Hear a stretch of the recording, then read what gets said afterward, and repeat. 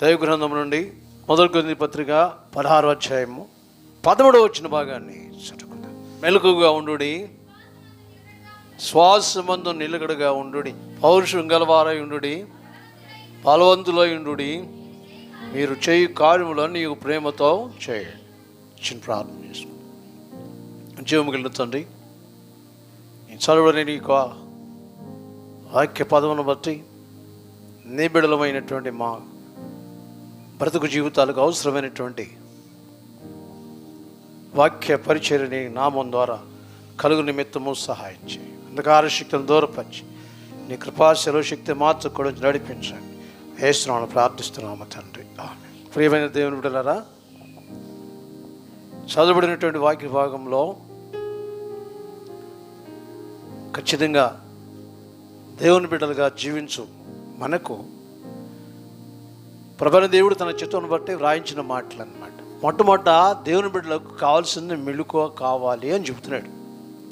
మెలకువగా ఉండుడి, ప్రశస్తమైన మాట, బలమైన మాట. అలాగే మేలుకొని ఉంటే వారికి అనుగ్రహించు శ్రేష్టత ఏమై ఉందనే దాన్ని కొద్ది నిమిషాలు మనం నేర్చుకుందాం. కనీసం 1-2 మాటల్లో మనం ముందుకెడదాం. దైవ గ్రంథం నుండి ఒకసారి మనం దేవుని మాటను ఒకసారి జ్ఞాపకం చేసుకుందాం. బైబిల్ గ్రంథంలో మార్క్స్ వార్త 14వ అధ్యాయం 37వ వచనం ఒకసారి చూడండి. మరలా ఆయన వచ్చి వారు నిద్రించుట చూచి, సీమోను, నీవు నిద్రించున్నావా? ఒక్క గడి అయినను మేల్కొని ఉండలేవా? మీరు శోధనలో పడకుండా ఉండినట్లు మెలుగుగా ఉండి ప్రార్థన చేయండి. చాలండి. గమనించండి పిల్లరా, యేసు ప్రభు వారు ప్రార్థన చేయమన్నారు వాడిని. నేను కొంత దూరం పోయి ప్రార్థన చేయబో, రాత్రి ఎంత దూరం పోయి ప్రార్థన చేయటానికి వెళ్ళాడని చెప్పి రాయబడింది వాక్యంలో. కొంచెం దూరంగా వెళ్ళి ఆయన ప్రార్థన చేసుకుంటున్నాడు. నా కోసం మీరు కూడా ఏం చేయమన్నాడు? ప్రార్థన చేయమన్నాడు. కారణం ఏంటంటే ఆత్మసిద్ధమే కానీ శరీరము బలహీనంగా ఉంది, అందుకోసమని మీ ప్రార్థన కూడా నేను కోరుకుంటున్నానని చెప్పి ప్రభువారు పలికిన చక్కని మాట అనమాట. నేను పోయి ప్రార్థన చేసి వచ్చేసరికి వీళ్ళందరూ ఏం చేస్తున్నారంట? అందరూ నిద్రపోతున్నారంట.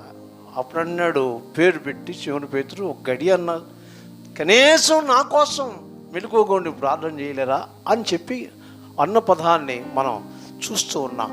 దేవుని స్తోత్రం కలుగునగాక. అంటే దేవుడు ప్రభువుగా ఈ లోకానికి వచ్చిన తర్వాత ఆయన తన కొరకు కూడా మేలుకొని ప్రార్థన చేయమని కోరినట్లు మనం చూస్తున్నాం. కానీ వాళ్ళు నిద్రపోతారు అన్నమాట. ఇంకొక వాక్యం మీకు చూపిస్తాను. 20వ అధ్యాయము మత్తయి సువార్త 5వ వచనం చూడండి ఒకసారి.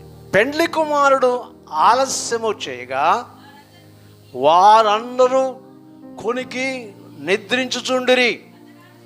అర్ధరాత్రి వేళ ఇదిగో పెండ్లి కుమారుడు, అతనిని ఎదుర్కొన రండి అని కేక వినబడెను. మొత్తం ఎంతమంది ఉన్నారో అంతమంది కూడా ఏం చేస్తూ ఉన్నారంట? కొనికి నిద్రపోతున్నారంట. వాళ్ళు 10 మంది, అంతే కదా? 10 మంది వాళ్ళు.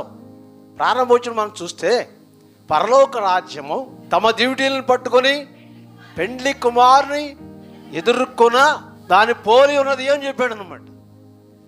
వాడు పరలోక రాజ్యాన్ని గురించి మాట్లాడాడు ఇక్కడ. పరలోక రాజ్యం ఒక మనుషుడు చేరాలి అని చెప్పంటే ఏం చేయాలి అనే దాన్ని ఒక చక్కని ఉదాహరణగా చూపించాడు అన్నమాట. డ్యూటీలు పట్టుకుని ఎదుర్కొన్న పెండ్లి కుమారుని పోలి ఉన్నది అని అన్నాడు. పెండ్లి కుమారుడు వస్తాడంట, కానీ 10 మంది ఖచ్చితంగా ఆ పెండ్లి కుమారుని ఎదుర్కోవటానికి 10 మంది కన్యకలను పోలి ఉన్నది అని చెప్పి రాయబడింది అనమాట. 10 మంది కూడా ఎదుర్కోవాలి. ఎదుర్కోవటానికి సిద్ధపడి ఖచ్చితంగా ఎదుర్కోవటానికి సిద్ధపడుతున్నారంట. కింద వాక్యం చదివితే 10 మందిలో వీరిలో 5 బుద్ధి లేని వారు అని చెప్పి ఉంటుంది అనమాట. ఏమండి? మొట్టమొదట ఎవరి గురించి రాశాడంటే వీరిలో 5 బుద్ధి లేని వారు. తర్వాత రాశాడు మరి 5 బుద్ధి కలిగిన వారు అని చెప్పి రాశాడు అనమాట. అంటే దేవుని బిడ్డలుగా జీవిస్తున్న ప్రతి మనుషుడికి ఉండవలసిన లక్షణం బుద్ధి. బుద్ధి కలిగి జీవిస్తూ ఉండాలి, సుబుద్ధి కలిగి జీవిస్తూ ఉండాలి, ఆత్మానుసారమైన బ్రతుకు కలిగి నడుస్తూ ఉండాలి. వాస్తవం మనం అంటూ ఉంటాం, ఏదైనా చిన్న పని చేసి వచ్చాడు బుద్ధి లేనివాడు ఎన్నిసార్లు చెప్పాలరా నీకు అంటూ ఉంటారు. ఆ తల్లిదండ్రులు మొట్టమొదటి అదే మాట మాట్లాడతారు అనమాట. ఆ బుద్ధి లేనివాడు ఎన్నిసార్లు చెప్పాలరా నీకు అని చెప్పి సహజంగా అంటూ ఉంటాడు అనమాట. ప్రియ దేవుడు చూడండి, వీరిలో 10 మంది ఎదుర్కోవడానికి సిద్ధపడుతున్న వీళ్ళందరూ మేలుకొని ఉండాలి సుమా. ఎవరిని ఎదుర్కోవటానికి? పెండ్లి కుమారుని ఎదుర్కోవటానికి అనమాట. అంచేత 10 మంది సిద్ధపడుతున్నారు. 10 మంది సిద్ధపడే సమయంలో మరలా 2 కేటగిరీలు చూపించాడు అనమాట. కేటగిరీ 1 అదేంటి తెలుసా? వీరిలో 5 బుద్ధి లేని వాళ్ళు అని చెప్పండి. కేటగిరీ 2 అంటే 2 ఈ 5 బుద్ధి కలిగిన వారు అని చెప్పండి. గమనించండి, బుద్ధి లేని వాళ్ళ దగ్గర అంట ఏమి లేదంట, దివిటీలు ఉన్నాయంట. వారికి దివిటీలు ఉన్నాయి కానీ వారి బుడ్డులలో నూనె లేదు అని చెప్పాడు. జాగ్రత్త అండి దేవుని బిడ్డలారా, అది అవసరం. అసలు ఏది అవసరం? ఆత్మ జీవితం అవసరం, ఆత్మీయ జీవితం అవసరం. బుడ్డులో ఉన్న నూనె మన ఆత్మీయ జీవితాన్ని చూపిస్తూ ఉంటుందన్నమాట. పరిశుద్ధాత్మ కృపను చూపిస్తూ ఉంటుంది. ఇది అవసరం. ఇది లేకుండా ఉంటున్నారు. కానీ ఇది మరలేం పట్టుకున్నారంట? దివిటీ పట్టుకుని ఉన్నారు. గమనించండి, బుద్ధి కలిగిన వారి దగ్గర దివిటీలు ఉన్నాయి, వారికి బుడ్డులలో నూనె సిద్ధముగా ఉంచుకొనెను అని చెప్పి ఉంటుంది. బుద్ధి కలిగిన వారి యొక్క మనస్తత్వంలో ఉన్నటువంటి వ్యత్యాసం చూపిస్తూ ఉన్నారు.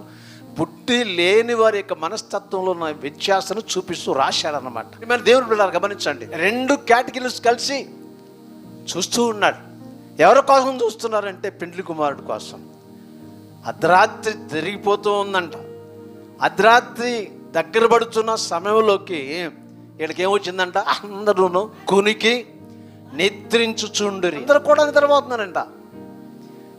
అయితే అర్ధరాత్రి వేళ ఇదిగో పెండ్లి కుమారుడు, అతన్ని ఎదుర్కొనుటకు రండి అని కేక స్వరం వినపడిందంట. అమాంతంగా అందరూ లేచారు. అందరికీ వినపడింది ఈ స్వరం. ఏ స్వరం?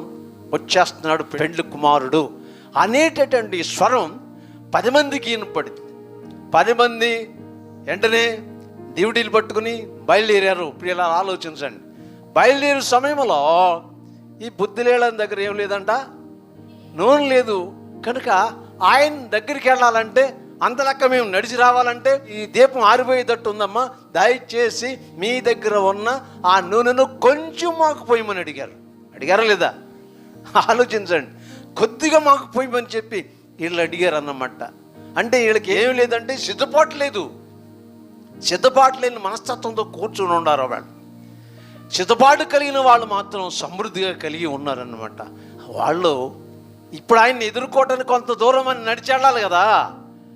ఆయన అక్కడ నుండి కేకేశాడు, ఇదిగో పెండ్లి కుమారుడు ఆయనను ఎదుర్కొన లేక అతను ఎదుర్కొన రండి అని ఆ స్వరం వినపడింది.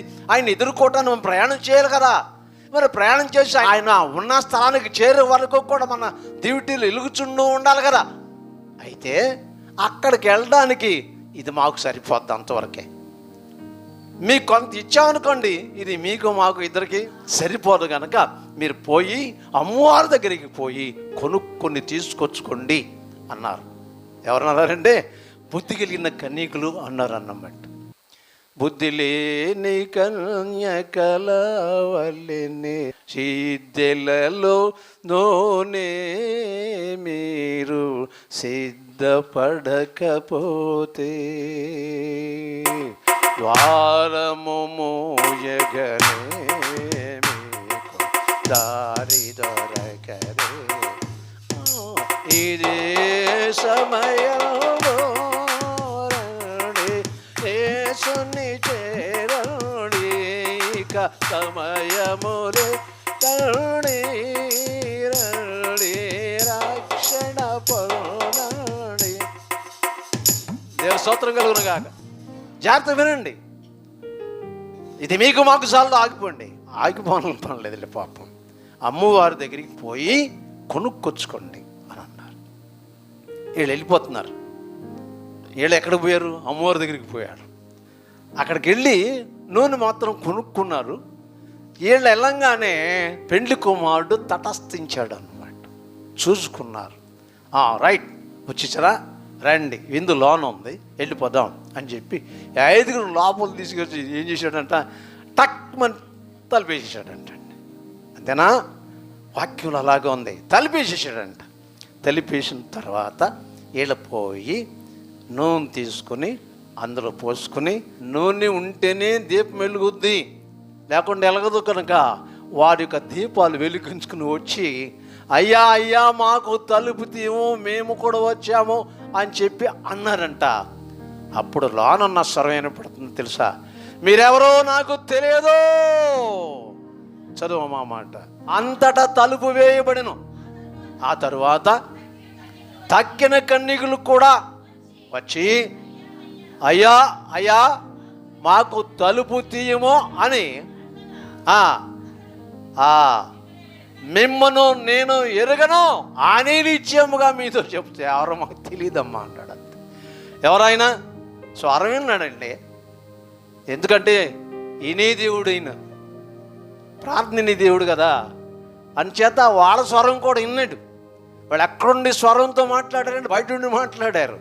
అయ్యా అయ్యా అని పిలిచారు. ఏంటి గమనించిన, ఆయన 10 మందిలో 5 మేము, మరి 10 మందిని లోపల చేర్చుకున్నాం, 5 మరలా మేము వచ్చాం, మేము సిద్ధపడి ఉన్న వాళ్ళమే కదా, అయితే కొడువును సమకూర్చుకుని మరలా తిరిగి వచ్చాం, దయచేసి తలుపు తీ, మేము కూడా వస్తాం అని చెప్పి వాళ్ళు కోరుకున్నారు.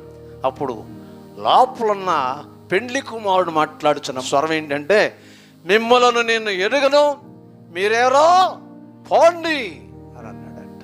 ప్రియ దేవుని బిడ్డలారా గమనించండి. అందుకనే దేవుని బిడ్డగా జీవించే వారికి అవసరమైంది. పౌలు భక్తుడు రాస్తున్నాడు, మెలకువగా ఉండటం నేర్చుకోండి. దేంట్లో అంటే ఆత్మీయ జీవితంలో మేల్కొని ఉండాలని చెప్పి దేవుడు సెలవిస్తూ ఉన్న చక్కని మాటను మనం చూస్తాం. లోకా సువార్త 12:37 కూడా చూడండి. ప్రభువు వచ్చి ఏ దాసుడు మెలకువగా ఉండట చూచునో ఆ దాసుడు ధన్యుడు. దేవుని స్తోత్రం కలుగును గాక. ప్రభువు వచ్చి ఏ దాసుడు మెలకువగా ఉండట ఆయన కనుక్కుంటాడో ఆ మనుషుడు మాత్రమే ధన్యుడు. ప్రభు స్తోత్రం కలుగును గాక.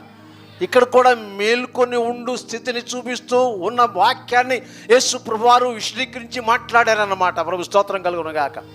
దేవుడు వస్తాడు, వచ్చిన సమయంలో ఆ ప్రభువైన దేవుడు ఈ యొక్క లోకంలో ఆయన కొరకు ఎంతమంది సిద్ధపడి ఉన్నారో వారు మేలుకొని ఉన్నవారు ఉంటే వారు మాత్రమే ధన్యులు.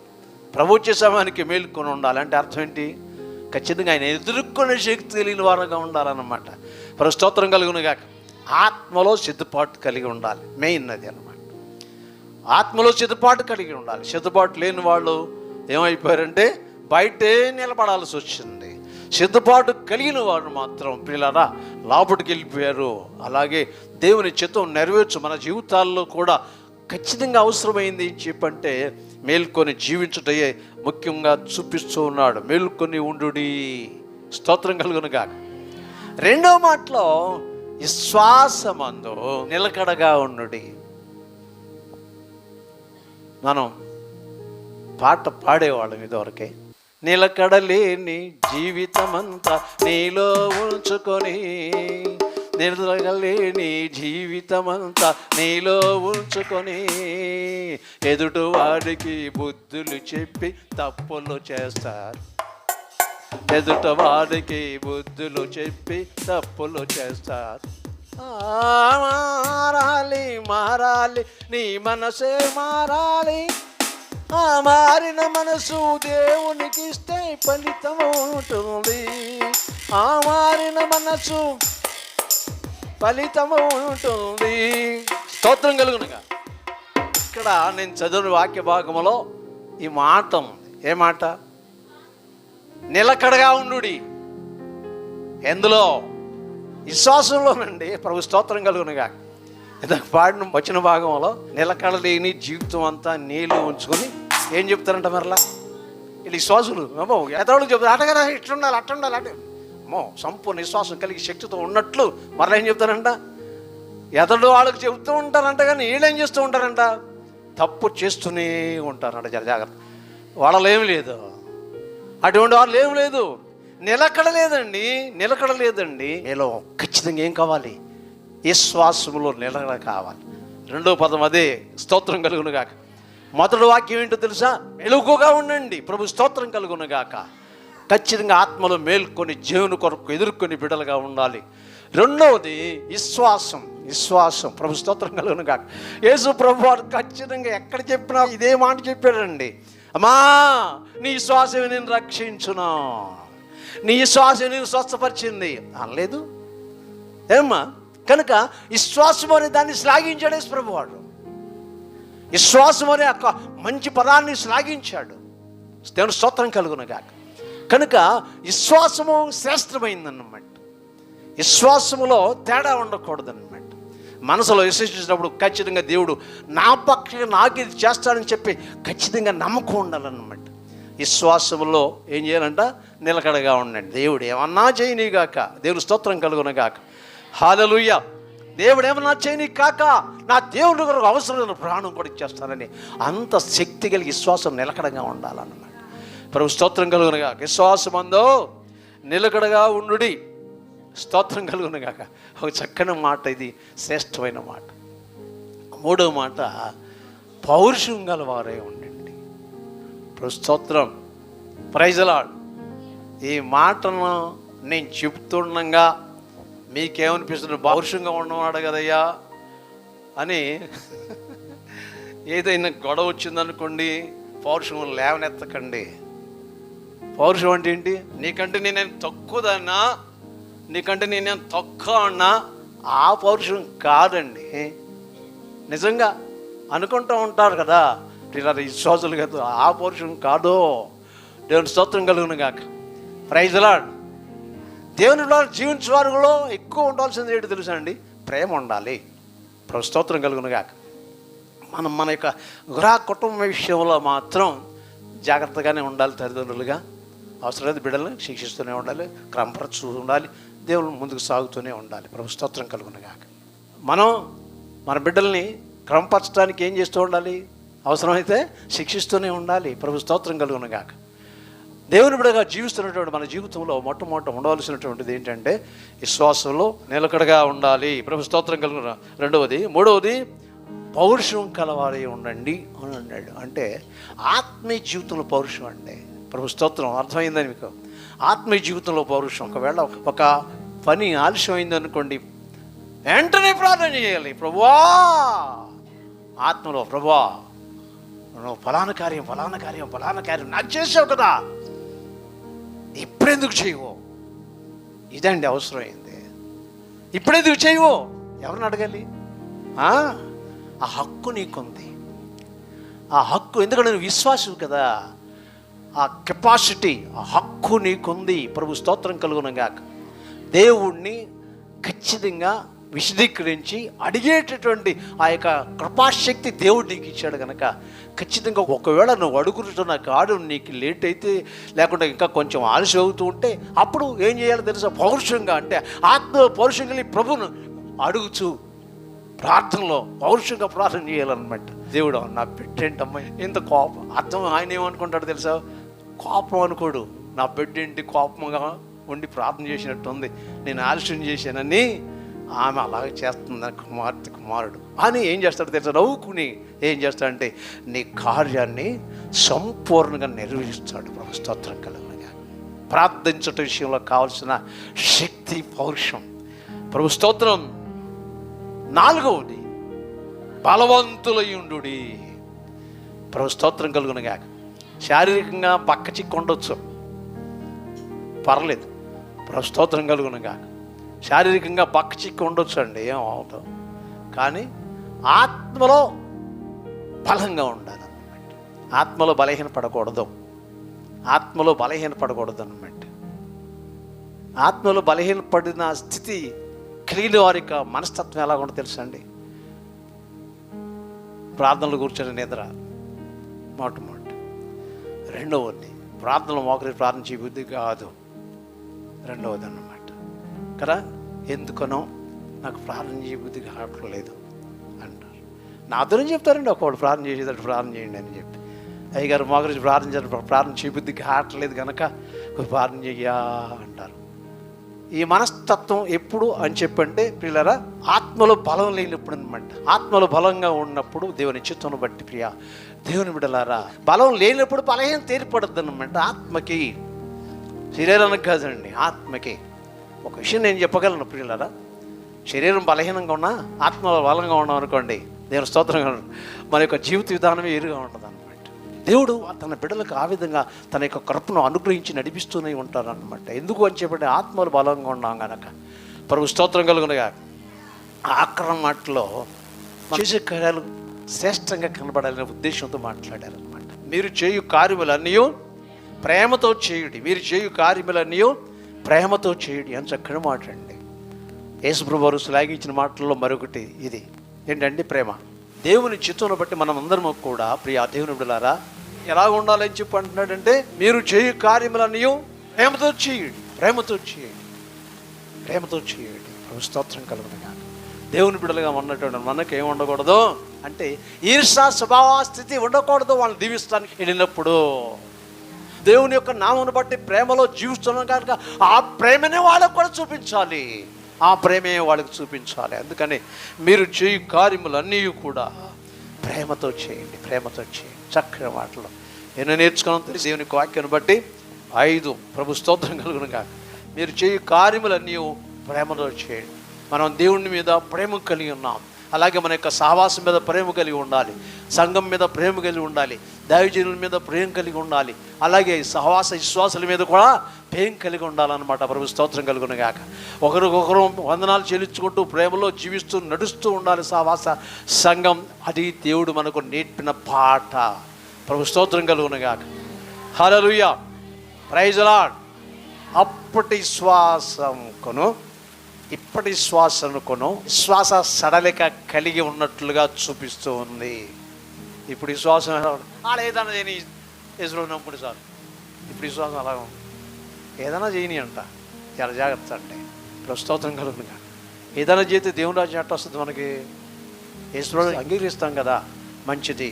కానీ ఏదో అయినా చేసుకుంటే విశ్వాసంలో జీవిస్తున్నటువంటి మనకు దేవుని రాజ్యం అసలు దేవుని నమ్మి నడుస్తుంది, బాప్తిస్మం తీసుకుని నడుస్తుంది, విశ్వాసంలో జీవిస్తూ ఉంది, బలలో పాల్పోదు ముందుకు నడుస్తున్నది. దేనికోసం తెలుసా? రాజ్యం కోసం అండి. దేవుడు మనకు రాజ్యం సిద్ధపరిచాడు. ప్రభు స్తోత్రం కలుగునుగా. దానికోసమే కదా కన్యకలు. దేనికోసం? పెండ్లి కుమారుడు కోసమే కదా సిద్ధపడి ఉంది. దేవుని స్తోత్రం కలుగునుగాక. ఆ పెండ్లి కుమారుడు దేంట్లో తీసుకుపోయాడు? విందుశాలలోకి తీసుకెళ్ళాడండి. మీరు ఏమనుకుంటున్నారో? తలుపు వేయబడను లోపలికి తీసుకెళ్ళిన దేనికోసం? వారికి విందు ఇవ్వటానికి. 10 మందికి ఇచ్చేవారు ఆయన, 10 మంది కన్యకలు కూడా ఇచ్చేవారు ఆయన. ఆ విందు ఏర్పాటు చేసుకుని ఆయన పెండ్లి కుమారుడు ఆయన వివాహం కోసం సిద్ధపరిచిన విందు సిద్ధంగా ఉంది, అందులోకి తీసుకుపోవటానికి సిద్ధపడి ఉండమన్నాడు. సిద్ధపడి ఉండమంటే 5 బుద్ధి లేకుండా జీవించారు. 5 బుద్ధి కలిగి ఉన్నారు కనుక ఈ బుద్ధి కలిగిన వారు అందరినీ కూడా లోపల తీసుకుపోయి విందులో అందరూ కలిసి విందులో చేరి ఆనందముగా నుందుము.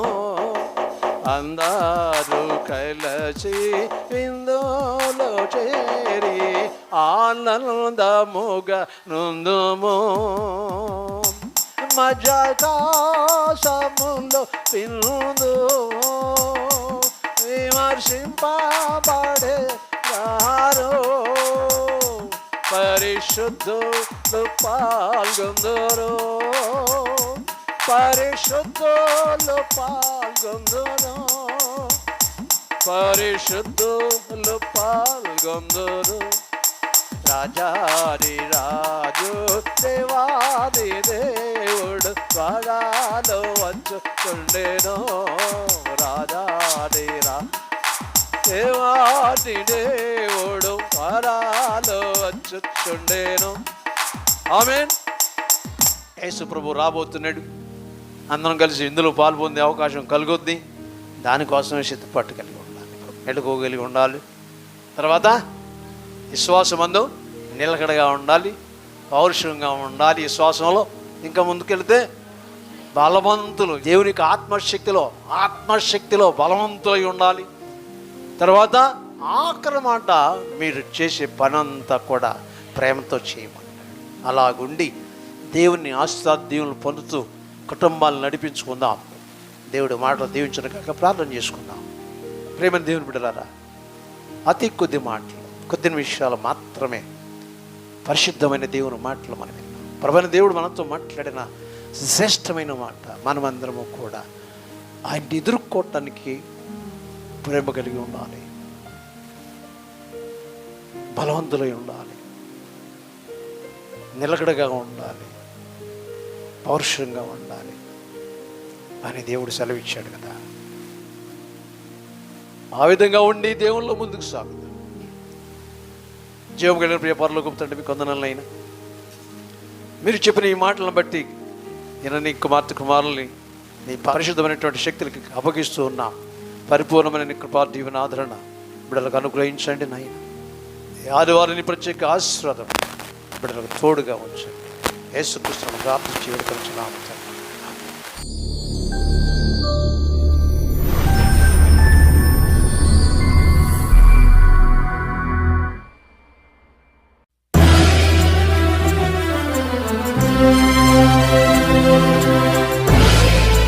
Thank you.